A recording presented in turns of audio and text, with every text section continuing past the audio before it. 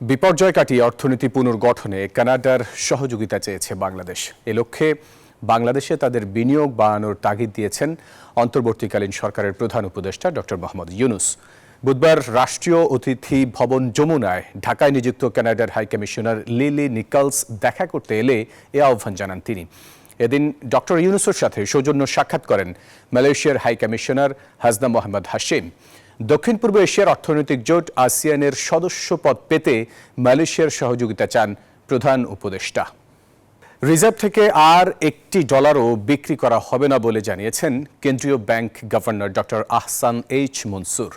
বুধবার কেন্দ্রীয় ব্যাংকে আয়োজিত সংবাদ সম্মেলনে তিনি জানান, আর্থিক খাতে সুশাসন ফেরাতেই বিভিন্ন ব্যাংকের পর্ষদ পরিবর্তন করা হচ্ছে।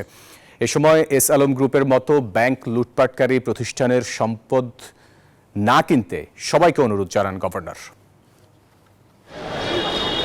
প্রায় 7 বছর ধরে দেশের বেশ কিছু ব্যাংক নিজেদের দখলে রেখেছে এস আলম গ্রুপ। এ সময়ে এসব ব্যাংক থেকে নামে বেনামে ঋণ নিয়ে লাখ লাখ কোটি টাকা লোপাট করে শিল্পগোষ্ঠীটি।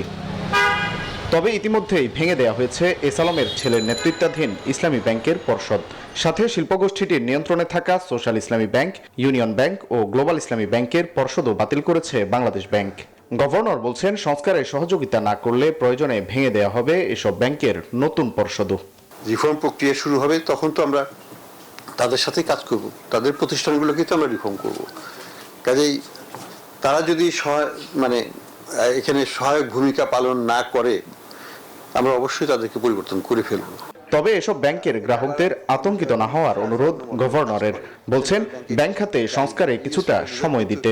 অনেক দিন ধরে জেনেছেন এগুলো দুর্বল, সেখানে আপনারা টাকা রেখেছেন, এখন ধৈর্য ধরে একটু ওয়েট করেন, আমরা চেষ্টা করব আপনাদের টাকা পুরোপুরিভাবে বুঝিয়ে দেওয়ার জন্য। এস আলমের মতো ব্যাংক খাতে অন্য লুটপাটকারীদের বিরুদ্ধে ব্যবস্থা নেওয়ার হুঁশিয়ারি দিয়ে গভর্নর জানান, রিজার্ভ থেকে আর কোনো ডলার বিক্রি করা হবে না। শুধু এস আলমের ব্যাংকই সর্বশেষ হবে না, এর বাইরেও কিছু হবে, আমরা আস্তে আস্তে যাচ্ছি। সমালোচিত ব্যবসায়ী গোষ্ঠী এস আলম গ্রুপের সম্পদ বিক্রি করে আমানতকারীদের অর্থ ফেরত দেওয়া হবে বলেও জানান গভর্নর। এই সম্পদগুলো আমাদের ডিপোজিটরদের টাকা ফেরত দেওয়ার জন্য আমরা ব্যবহার করতে চাই। ওয়ালেদ সাকিব, নিউজ 24, ঢাকা। নিত্যপণ্যের দাম কমানোর ক্ষেত্রে কোনো সিন্ডিকেটকে ছাড় দেওয়া হবে না বলে মন্তব্য করেছেন অর্থ ও বাণিজ্য উপদেষ্টা ডক্টর সালেউদ্দিন আহমেদ। সচিবালয়ে সাংবাদিকদের তিনি কথা বলেন। তিনি জানান, জ্বালানি, সার এবং খাদ্যসহ অতি প্রয়োজনীয় পণ্য আমদানি করতে ডলার সংকট হবে না।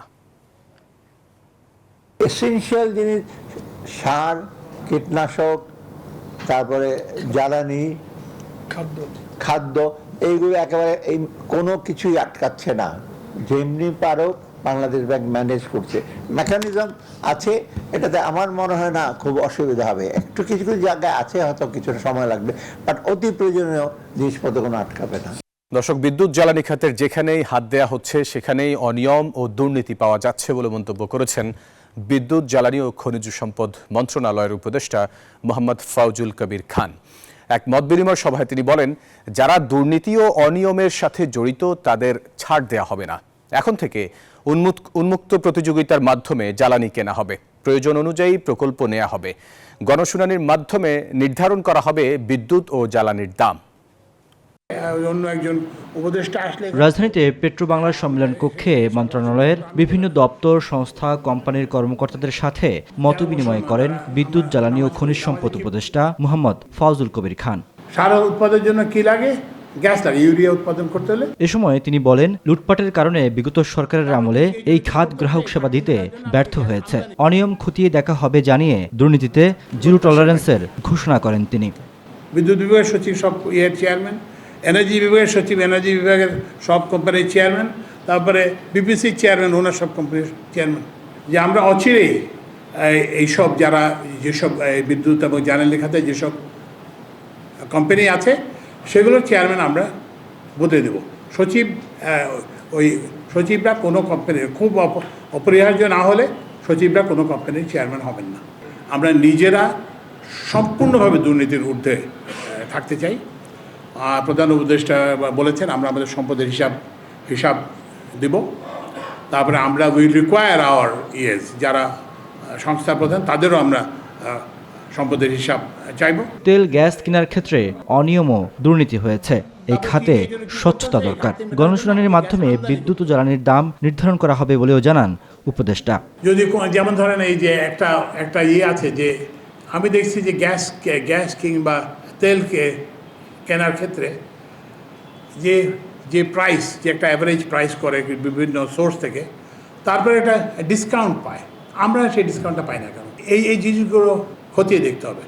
আমদানির ক্ষেত্রেও আমাদের একটা সবাই বলে যে আমরা যা কিছু করি বেশি দামে কিনি। বাংলাদেশের রাস্তা নির্মাণের ব্যয় পৃথিবীর সর্বোচ্চ। তারপরে আমি এক সময় এই যে কি বলে আপনার গ্যাস আমদানি, এটা আমি দেখছিলাম একটি কি বলে যে ব্যবসায়ী সংগঠনের ইয়েতে। তো তখন দেখলাম যে আমরা যে গ্যাস কিনি সেটার দামও বেশি। আগামী 7 থেকে 10 সেপ্টেম্বরের মধ্যে নষ্ট হওয়া FSRU সিঙ্গাপুর থেকে আসবে। এটি চালু হলে গ্যাস সংকট কিছুটা কমবে। পুরোপুরি সংকট সমাধান হতে সময় লাগবে বলেও জানান বিদ্যুৎ ও জ্বালানি উপদেষ্টা। FSRU-র ব্যাপারে যেটা সেটা হচ্ছে যে ওখানে আপনারা জানেন যে একটা অ্যাক্সিডেন্ট হয়েছিল, তাই না? If I am correct. তো অ্যাক্সিডেন্ট হয়েছিল, তারপরে প্লিজ আন্ডারস্ট্যান্ড দ্যাট আমাদের সহকর্মীরা in constant contact with them, এবং ওরা আমাদেরকে যে তথ্য দিচ্ছে যে ওরা এটা কি ডুবুরি নামাতে হয়, ডুবুরি নামায় এটা কাজটা করতেছে, এবং আচ্ছা, এবং স্পেশাল ভেসেল আনছে এই জন্য। তো আমার সঙ্গেও যোগাযোগ হয়েছে। তো আমরা ওনাদেরকে আমি অন্তত যেটা বলেছি সেটা হচ্ছে যে দেখেন আপনার কি ডুবুরি লাগে নাকি স্পেশাল ভেহিকেল। এগেন আমি বললাম তো যে আমার তো এগুলো তো আমার জন্যই।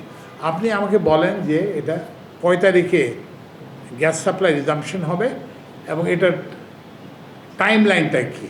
কিন্তু আপনার ওই যেটা বললাম যে এই প্রেজেন্টেশনের মতো আননেসেসারি ডিটেলস আমার জানার প্রয়োজন নেই।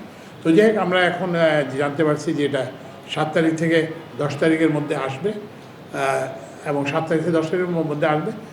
এখন আমরা অপেক্ষা করি। রিয়াদ সুমন, নিউজ 24, ঢাকা।